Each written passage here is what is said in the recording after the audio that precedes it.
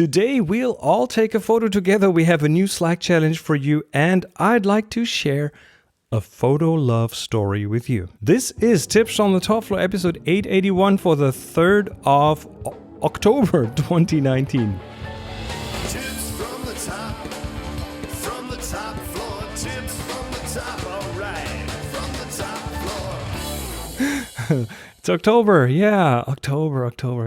Welcome back, it's Chris here, and you're listening to Tips from the Top Floor. Fall has fallen. It's gray, it's getting colder. We've just spent a day in the Viewfinder Villa garden to clean up some bushes and other plants. And of course, I think I kind of want to make this a tradition. It's picture taking time. Right now. Right here. And if you listen to the second last episode, 879, you kind of know the drill. This is to get you off your butt and take photos. I mean, it's this time of year where everything, at least here in the Northern Hemisphere, everything's kind of a bit darker. Light is starting to be an f-stop or two dimmer than usual. There are more clouds in the sky. It's overcast. Things are a bit more gray. The colors aren't as popping as they are when the sun is out. And that's also the time when we don't spend as much time outside anymore. And for many of us, that also means our photography will suffer. And I very much include myself in that. There's not as much energy. But it doesn't have to be that way. And I think everyone should at least take one deliberate photo a day. I mean, when's the last time you picked up your camera to take a photo? And I mean a photo, not a snapshot, not a picture of a price tag in a shop or something. No, a photo. If that's longer than a couple of days, then yeah, it's time to pause this episode right now and go take a picture. Only takes a minute or two. And you get bonus points if you go outside to do that. Take in a bit of light and fresh air while you're at it. So yeah, stop this episode right now and go shoot a photo. I'll be here waiting for you.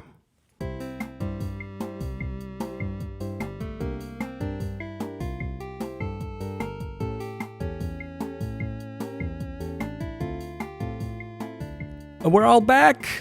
I'm back. I actually went out and took a photo myself. So, and I've already posted it. This is the magic of editing. So good. You took a photo. And now while you listen to the rest of this episode, unless you're driving a car, upload the photo for everyone to see. That's part of this whole thing, right? Put it on Twitter, put it on Facebook, put it on Instagram. Use the hashtag TFTTFnow so we can all find it, TFTTFnow. We did this a couple of weeks ago, and several of you took me up on that challenge. Let me check. Bell Rad Photo posted one on Instagram. Love the garage with the light in it. Awesome backlight there. Roger So and Jeffrey McNerney posted pictures on Twitter. Thanks for those. And Hampus Hara and Linda Maston Vixie posted theirs on Facebook, and to be honest, I couldn't be happier to see your spontaneous photos. That's awesome. So yeah, TFTTF now is the hashtag. It's a great little exercise to get your photos, get your photo time in for the day, and again. Take that photo that you just took, feel free to edit if that's your thing, and then post it. Hashtag TFTTFnow. And I'm looking forward to your photos. Let me say a quick thank you to this week's sponsor, Honeybook. When you dreamt of starting your business, did you dream about all those admin tasks like drafting proposals and contracts and tracking down payments? If that wasn't part of your vision, you need Honeybook. Honeybook is an online business management tool that organizes your client communications, bookings, contracts, and invoices all in one place. HoneyBook makes it simple to run your business better. Professional templates, e-signatures, built-in automation keep everything on track. And HoneyBook can even consolidate services you already use like QuickBooks, Google Suite, Excel, MailChimp, and Gmail. No wonder it's the number one choice for client and business management for freelancers and business owners. And right now, HoneyBook is offering you, the listeners of TFTTF, 50% off when you visit honeybook.com/topfloor. That's 50%. Payment is flexible and this promotion applies whether you pay monthly or annually. Go to honeybook.com/topfloor for 50% off your first year. That's honeybook.com/topfloor. The September challenge is over. Yay! The topic was soft, and as usual, I've picked out 3 of the many submissions that you posted on the Slack, and I'll put the links in the show notes so you can watch along. So Matt chose the topic of soft. I'm just looking at the picture. Great pictures throughout. Awesome stuff. Thanks all for participating. I've chosen 3 that not only showed something soft, but that made me actually feel something soft by just looking at them, which, yeah, I think that's what a good photo is, that a photo that makes you feel something. And soft is... It's interesting because that is also has its representation in the visual world, not just in the haptic world. And the first one I've chosen was by John Knight, titled Cat Fur. And initially, it's a bit of an abstract photo, right? It's hard to see or understand what it is. It's definitely some form of hair, but I wouldn't have thought that was cat fur. And it's very soft. It's not clear what it is. It needs explanation. That's why it's an abstract. But it's not just the fur that is soft. It's the focus that is soft. Very shallow depth of field. Almost nothing in focus, but enough to make it clear that it's hair related. I wanna stick my hand in the screen and pet the cat. So it's awesome. Thank you, John. Second one is by Eran Pinasov, and the title is Soft Feather. And it's a feather that's seemingly hovering in midair. Now, I don't know how Eran did this, possibly by putting it on a pane of glass. I don't think Eran, you caught it in midair. I think it's probably either suspended from something or it's on a pane of glass, but it doesn't matter because it's this little feather, and the lightness is shown by it seemingly hovering there. Focus is on the feather. The background is very strongly out of focus. Nice bokeh there, so it looks very soft. And while the feather itself is very much in focus and has those hard contrasts, the structures are so fine, I can almost feel it on my skin. So good job on that. The third one is, I initially scrolled past that, but then it kind of kept me coming back. And that's the photo by John Kiphart. The title Soft. And it shows some sort of a leaf. It's in black and white. It's on a black background. The whole photo is slightly out of focus. So I don't know if that's a motion blur, or if it's just not well focused, or if it's a stronger crop of something. But it adds to the mood of the picture. The structure of the leaf is visible, almost like it's backlit, but I don't think it is. It has a grainy black and white. It's black and white. It has a grainy feeling to it. So it has a very old-timey feeling to it, like some old-timey lenses might do that aren't well coated, and that might be just very simple lenses, like a simple meniscus lens in a box camera, something like that. It's hard to explain why I was drawn to this picture, but it does give me the feeling of softness in a maybe even a secondary meaning. While in real life, if you had this in front of you, it wouldn't be able to compete in terms of softness with a feather or the cat fur. But I guess sometimes you just don't know why a photo makes you feel the way it does. So, John, Eran, and John, and of course, everyone else who posted a photo, thank you so much. You're all awesome. And the links to all the photos are in the show notes, so go check them out. And now we get to the next challenge, and as always, Release Pixie Matt, take it away.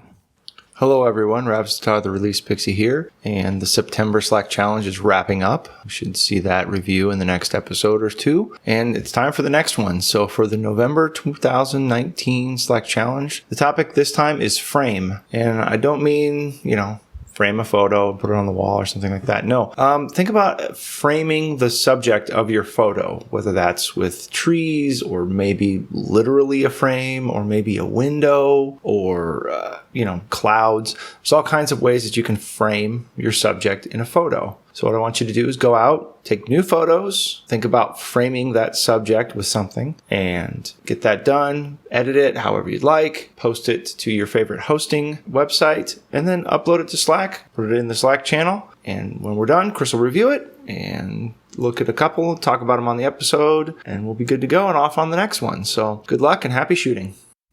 There we go. You just got a new reason to take yet another photo. And this is the next challenge, frame. And you have until the end of November to submit a photo for the frame challenge. And here's how you participate in this Slack challenge. If you're already on the TFTTF Slack, well, first of all, bravo, well done. And then you just go to the new challenge channel named Challenge NOV 2019. That's the November 2019 challenge. I will put a link in the show notes so you can go directly there.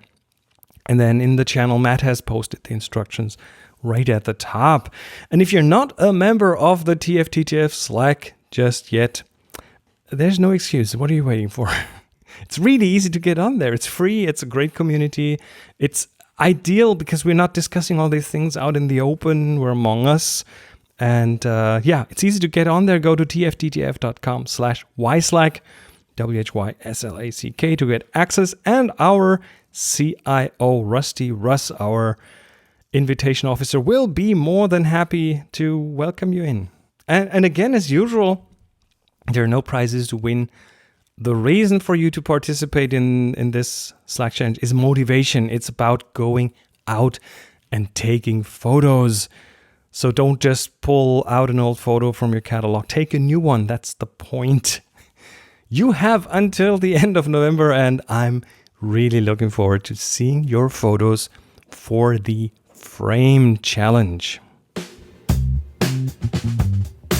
Let me take a quick break for this week's sponsor, Masterclass. Masterclass lets you learn from the best with exclusive access to online classes taught by masters of their craft. You can learn things like electronic music production from Deadmau5 or how to tell stories from Neil Gaiman. And of course, there are masterclasses on photography too, but there's so much more that will inform your photography in so many different ways. And with over 60 different instructors across tons of categories, there is literally something for everyone. The Masterclass app is accessible on your phone, web, or Apple TV, and each class is broken out into individual video lessons and downloadable materials, which you can explore at your own pace. Here's an example that I love. There's this masterclass on design and architecture from the star architect Frank Gehry.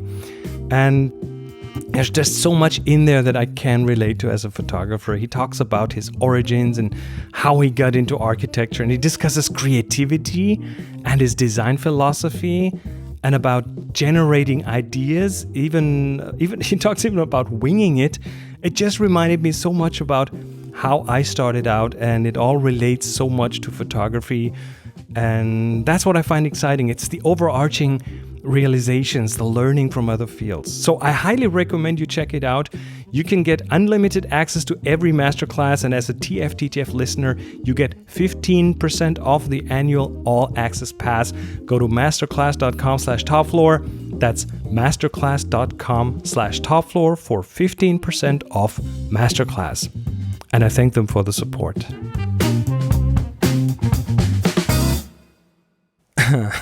Here's another one. Okay, so I don't really know how to start this, but You know, we're going through phases with our photography, right? You discover the hobby or the craft or the art, whatever it is for you, and you fall in love with it. And it's really like a fresh relationship, like a honeymoon. Everything's new, everything's exciting. There's so much to learn. If your approach to photography is more from the tech side, you might pore over the camera manual and go to websites to learn more and watch tutorials on YouTube, or even listen to a bunch of tech podcasts about photography. And if you come at photography more from the artsy side, then you'll probably be looking at a lot of other photography and try to learn from that and try to emulate. And of course, no matter where you come from, there's a lot of opportunity and even necessity to learn more about the other side. Because if you only do tech, you'll probably get stuck at one point, and you need to learn more about composition, about telling stories. And if you only do art, then there's a good chance you won't get certain shots because you're missing some of the skills in terms of exposure, colors, and so on, technical skills. So it's very exciting, and you learn all that new stuff, but over time, it might get a bit stale. And the thing with you and photography, you might become like an old couple, you know, nothing new to discover. It's always the same, not a lot of excitement anymore. So I do get that question a lot. What can I do to revive my love for photography? And yes, I do feel a bit like a marriage counselor sometimes. So this is not a segment where I'll go through tips and tricks on how to do that. That's for another time. But and let me know if that would be interesting to you. Let me know, tfttf.com/voice. That's where you can get your questions to me. But this is an episode where I want to read something to you. I do spend some time on Reddit, and I came across a post in the photography subreddit that just today, and I loved it so much that I thought I'd have to get it here on the show. It's an account from someone who has been shooting with his smartphone for years, but who has just really fallen in love with photography. And here's the story. Okay, let me read. The subject is, holy crap, picked up a film camera, an Asahi Pentax Spotmatic, after using a camera phone for the entire decade, and I'm effing hooked. Okay, so here's the post. Holy crap, I'm addicted to photography in a way I never thought possible. I mean, I like taking photos, of course, or I otherwise wouldn't buy a camera, but I never expected it to feel this way or be on such an adventure. I liked it before, but with the real camera, I can't stop thinking about it. Today, during the day, I read books and watched lectures, videos on film cameras and composition, photo technique, then went to work. Immediately after leaving work at midnight, I took my camera out with me and ended up taking photos for 2 hours. It's now 2 a.m. and I just finished. I went on an adventure for some photos and reshot the ones I did prior, but with different settings now that I understand aperture, shutter speed, etc. When I got home, I snuck up on the neighbor's cat like it was a Pokemon, turned my aperture all the way up in the dead of the night and snapped. Looked at the weather for tomorrow and it's completely sunny, so I'm going to take some street photos of people living their lives, learning to be sneaky about the camera and not disturb things is a battle. I love it. I love the tension. I get an adrenaline rush in how I hold my breath, try to compose as best as I can, shoot and release my breath. It's so exhilarating. I love this so much. On top of that, I have no idea how my photos will turn out. It's making me shoot every shot with a purpose. I changed the settings to accommodate the appropriate lighting and compose the composition in my head before I snap. It's so easy to snap and yet so contemplative. Yesterday, I went to Waffle House and waited for a waiter to get into the right position of the frame for 2 minutes straight. I'm in my 30s and can't believe I've fallen in love like this. I am hooked. Isn't that beautiful? Isn't that awesome? So yeah, here's someone who has just fallen in love. And by the way, it doesn't matter if it's a film camera or if it's a new lens or something. There are so many things that can make you fall in love with photography again. So what I'd like to know from you is this. Do you remember your photo honeymoon, or maybe many of those where they link to, I don't know, trying out a new discipline, a new technique, a new genre? Or did those come with getting some new equipment? I'd like to find out more. Tell me your story. How did you get hooked on photography? Or how did you revive your love for photography? Let me know. I'd love to hear from you. Go to tfttf.com/voice and tell me. I can't wait.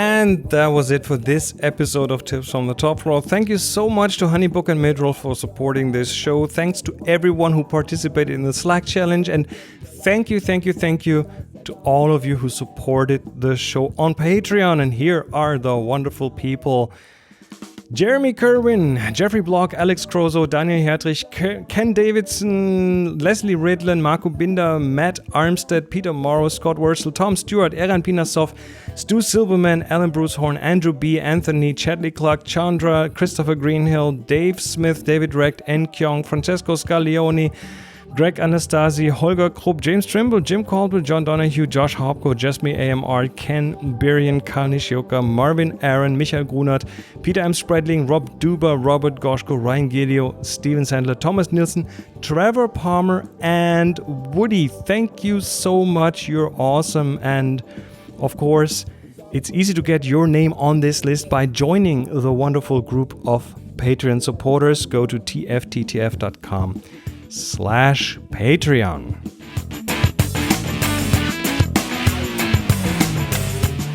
Music for the show by Jeff Smith, Simon Potter and HP Kargerud. Publishing and Slack challenges by Release Pixie, Matt Revster, Armstead. Slack invitations by Chief Invitation Officer CIO Rusty Russ. And the link to get on the Slack is in the show notes. My name is Chris Marquardt. You'll find me on social media at Chris MarQuardt.